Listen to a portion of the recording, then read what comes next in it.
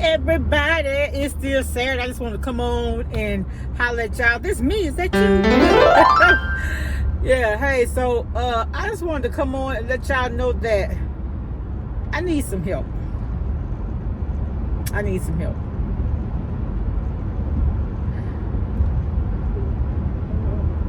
Tell me some good things about where you are, where you're located in the world right now.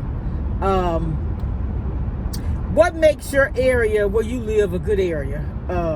Is it the schools? Is it the people? Is it the access to affordable health care or good health care or different types of treatments that you may or may not need in your older age? Because I don't know. I'm at a stage in my life where I feel like, I know every day is a new beginning, but it's like, for me, I'm praying and asking for directions. I'm asking for opinions. I have a lot of people I come in contact with who are looking for advice. And, you know, you can't pour from an empty cup. I've talked about this before in one of my videos. And so I need help from other people to help. I need your advice to be able to offer supplemental advice. I mean, your advice at and above mine. What are some of the things, some of the areas that you live in? What makes your area better? What makes your area a good area? You would actually recommend that somebody move to where you're located. That's what I'm saying. Because I get asked this all the time. What is a good place to move? Yeah, I don't know. I'm in the South. I'm gonna tell y'all, and there's no place like home. But there are just more opportunities somewhere else. I'm just gonna really keep it. Hey, I can't do nothing but keep it real. That's just who I am. But I don't know. I ask that question a lot, and like I be offering like career advice to others. And one of the questions I get asked a lot is, how do you find an entry-level professional job? Here in the state of Louisiana, they have what they call a professional entry test. It used to be called professional entry test. It was the acronyms was PET, but they changed it to PLE. So would that be professional leaders exam? I'm not even sure what the PLE stands for, but it's the entry level test that's necessary. Like, in other words, these jobs, all you got to have is a baccalaureate degree and no experience, and with that test score that will qualify you. Well, now I've seen where on some of those positions now there is no testing involved. You just have to have a degree. So, but you know, one of the questions I get asked a lot, well, why is the pay so low? Because some of these positions, the starting pay is maybe less than $24,000 a year. But what you have to do is you have to negotiate your salary. You have to come in there and let them know that, hey, not also do I have this degree, but I also have this experience. But if you're coming in without any experience, you can expect to start off at the minimum. But there is opportunity to grow. So you have the entry-level testing, professional entry-level positions. Check those out in your area. And then you also have what they call, with the federal government, is called recent graduate program.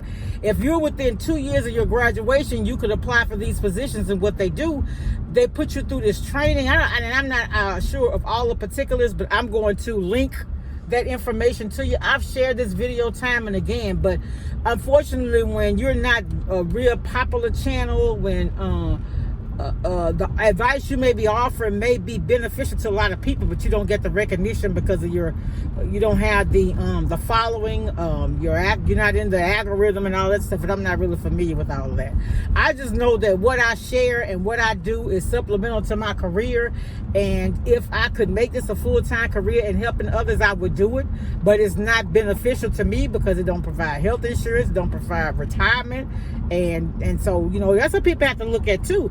You know, somebody asked, well, would you ever make YouTube a career? I don't think so, because I don't have the wherewithal to do all that it takes to be successful like that with YouTube. I think that in order for me to be as successful as I could be on something like this, I would have to have management. I'd have to have somebody to edit my videos and all that, because that's not, you know, that's not where my experience lies. But if you need some conflict resolution ideas, advice, recruiting and replacing employees, succession plan, all that, I can help you with that. But I realized that one of the things that that I had to work on to be marketable is, I'm gonna tell y'all something that I discussed this before in the video, and I'm gonna tell y'all about it again. So and it's been years and years and years ago, but I had an interview with this company. Now, and I'm gonna tell you this: I never go into things without praying for God's guidance and direction. But I had an interview with this company, and I was getting over a head cold. It wasn't communicable. It wasn't, at the time, it wasn't something, I wasn't contagious, in other words. But in the interview, some of the questions that I answered, I was like, you know what? These are questions I ask every day. So I know what I know what people are looking for. But for me to sit down and interview, and this has happened to me twice. So when that happens, I know that there's God. That is not the job for me. And then I can't even explain it. But you know, all things work together for the good for those who love God. So I know when things happen that are negative. You ever been in a situation? Yeah, I'm looking at the road, so if I'm not looking at y'all, I'm not being rude. You ever been in a situation and you know what you need to do to change it or to make the situation better, and it's available to you, but you don't use it? It's not like you don't. I can't even. Y'all might think I'm crazy, but it's like I know the answer to the question because I asked the question, and I've answered the question time and time again. But at that particular time, what I said was like, what? And one of the ladies even asked me the question again. And listen, not to toot my own horn or nothing like that, but you could ask anybody. I have always been the person. I remember there's a survey that asks you, do you have a best friend at work? And so when I was working for a company, we had some issues with management. They came in and they were asking the question, and know who the people said that person was? It was me. I'm the best friend at work. But I believe in treating people the way I want to be treated. I believe you get what you give. I believe that you know, the energy that you put out is some of the energy that you get back, as well as your kids. And so this girl was telling me about, she was talking to this guy, and the guy was saying he didn't like his daughter's boyfriend. And she said she told him, you know what?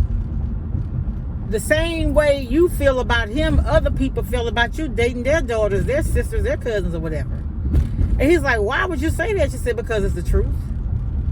You see, don't give or dish out things you're not willing to get back. That's all I'm saying. And that's just how life is. Like, you ever heard somebody say everything go full circle? You ever heard anybody say that? And I talk about this all the time because it's truth. It's real. People don't understand. People don't want to believe, but it is, man. You get what you give. And you know, it's not gonna always be like that. Sometimes you're gonna be, because people always wonder, you know what, why he has such a hard time. He's such a nice person. And I was listening to one of the guys I watch, he cooks. He's one of the best cooks on YouTube to me. And he was talking about, and I didn't go back and read, but he was telling a little bit about his story and about how he dated women and he treated them real nice and they mistreated him. But you know what? He gonna be blessed, and those women gonna get back what they did to him if they not already getting it. You ever seen a person that was so low down to somebody that was good, and then they got somebody they loved and they didn't like trash? That's that aura. You get that back, man. You get that back. That's why I say, I don't care how ugly and how dirty a person to me, I'm not gonna be mean to them, because they gonna be judged for what they do. I'm gonna be judged for what I do. Call it weak, call it whatever you want to call it, but I call it, I'm trying to get there. You understand what I'm saying? Yeah. And it's not easy. It's not easy. It's not easy. It's not easy to deal with people who are arrogant, self-centered, narcissists, just rude and obnoxious and all that. It's not easy dealing with those people. But you know what the Bible says? It's easy to be good to somebody that's good to you. The test is when you could be good to somebody that's not. You know, it's not easy. You know, I've helped people I know don't like me. I've had to deal with people I know try to sabotage me in all types of ways. But you know what? I never faltered. I always stayed true to who I'm supposed to be. I did. I have. You know, and I ain't saying I'm perfect. I fail sometimes too. A lot of times. But I'm just rambling, but this may help somebody. And another thing I want to talk about really, really quick, I'm going to the nail shop. I don't care what you've been through in life.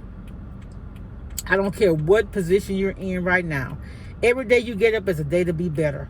If somebody's suffering with drugs, somebody's suffering with financial hardships, husband left, boyfriend, baby daddy not helping out, and you struggling. But you know what?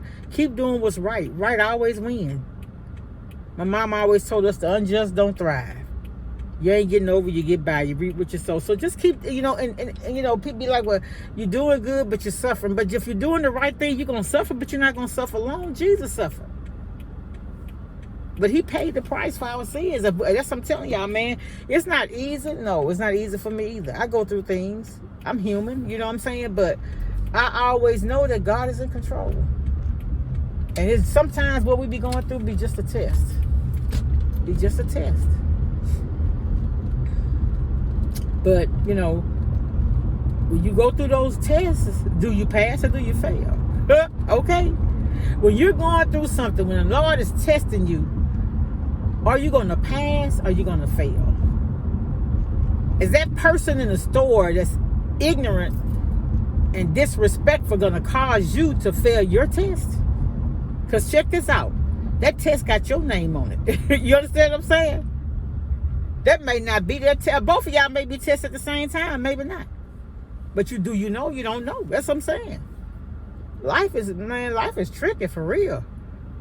And I have some things I need to work on. I ain't perfect. I procrastinate. I see that.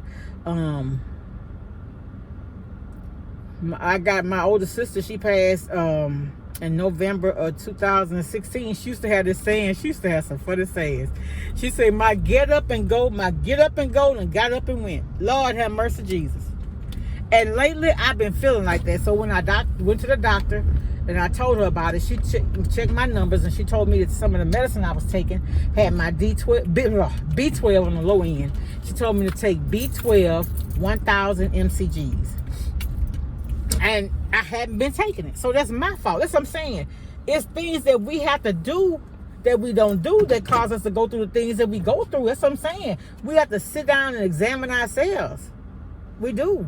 And I know there's some things I need to work on because the spirit of laziness is on me at times. Because, you ever been on a job where it's not a physical thing, but it's mental? Sometimes you just got to woosah. Let go. So that's why I am, but I'm working on it. All right, y'all, I'm going to hit to this nail shop because these nails are looking toe up from the floor up. But I'll holler at y'all later. Bye.